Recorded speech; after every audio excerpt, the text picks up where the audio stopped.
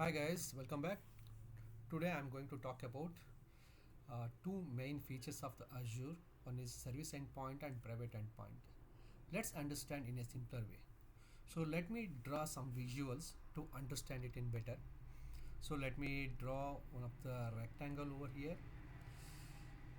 So let's assume like this is the Azure environment. Let's Azure environment, okay. And then I'll put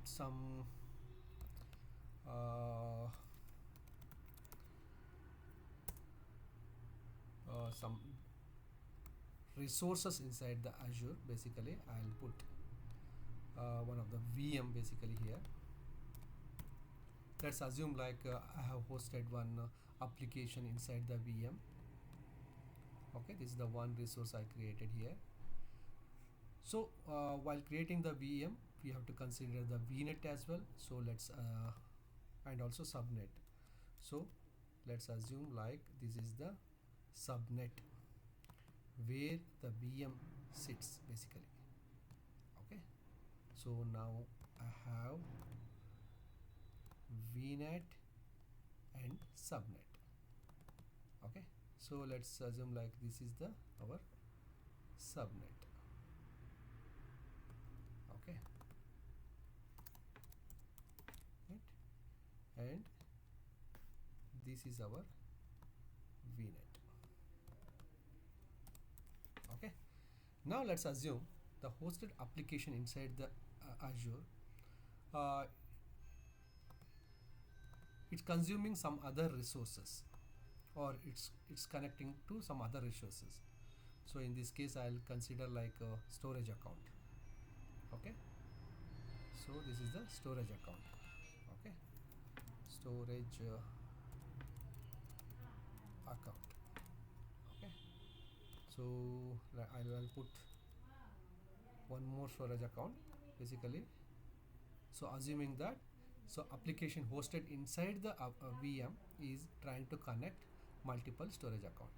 Okay, now I'll put one more visual for here. This is the internet. Okay, now the common way of communicating between the application to storage account is via internet. So I'll draw this internet connectivity as well. So our application is connecting to internet, and from internet it is connecting to storage account. This is the common way of communicating between the resources or a component in the ecosystem. Okay, now the question here is, if you see here, like all of our resources are inside the Azure, but while communicating between the resources, it is routing traffic outside the Azure network and going to the public internet and coming to the storage account. So there is a challenge with the security, right? Why should we allow our traffic outside the internet when outside the Azure network when we have all our resources inside the Azure? So for this one, so Azure provided service endpoints. So using this service endpoint, what we can do is like we can enable the service endpoint to which resources should connect. For example, storage account or any other resources. So we have to enable the service endpoint or a service tag, and then we can connect with the particular resources. So in this case, what happens? So the communication between the application or between the application or VNet, so it directly connects with the storage account within the Azure backbone network. So this is the advantage of service endpoint. But here, when we enable service endpoint with respect to particular Azure service or Azure resource, so it can connect with multiple instances. For example, like if I enabled service endpoint for storage account, it can connect to, or it can communicate with any of the storage account available in the Azure network. Azure environment. So if you enable service endpoint on VM or VNet for a particular storage account, storage account service, then it can communicate to any of the storage account within the Azure. So this is the way.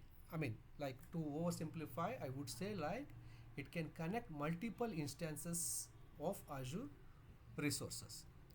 Let's come back to the private endpoints. I'll copy the same funda over here. I'll take one more copy of this one. I'll drag and drop here. Okay, somehow it over here.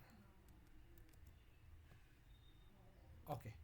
Now here what happens? Here also same way, like communicate between the resources within the Azure network. There is a common way is like to going through the internet and from internet to storage account. This is the one way of communication. But using the private endpoint, how it communicate is like, I'll remove this this one. Okay.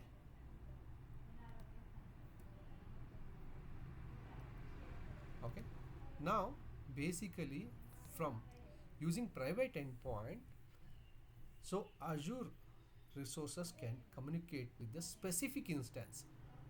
So here in this case, it can communicate with the multiple instances when we enable service endpoint. But in private endpoint or a private link, or it works based on the private link framework. So when we enable the private link, it would be able to communicate with the specific resource. That means we are saying that so our application should communicate with the specific storage account, not all the storage accounts. So this is the private communication between the two resources. This is the main difference between the service endpoint and the private endpoints. If you move to the documentation of Azure, basically, if you see over here, so it provides like what are the private link supporting services or services available in Azure, and also you can see like what are the service endpoint supporting in Azure environment. You can go through this document and you can see where exactly we can use the private endpoint and the service endpoint. And one more, the major topic here is for service endpoint, it's a free of cost, but private endpoint, it incurs some cost. So basically there are two considerations we have to take care. Like one is the requirement, whether we have to go with the service endpoint or a private endpoint. That is the first point. And also second point would be like the cost consideration, which is suitable. Yeah, that's all for today's session. Thank you for watching this video.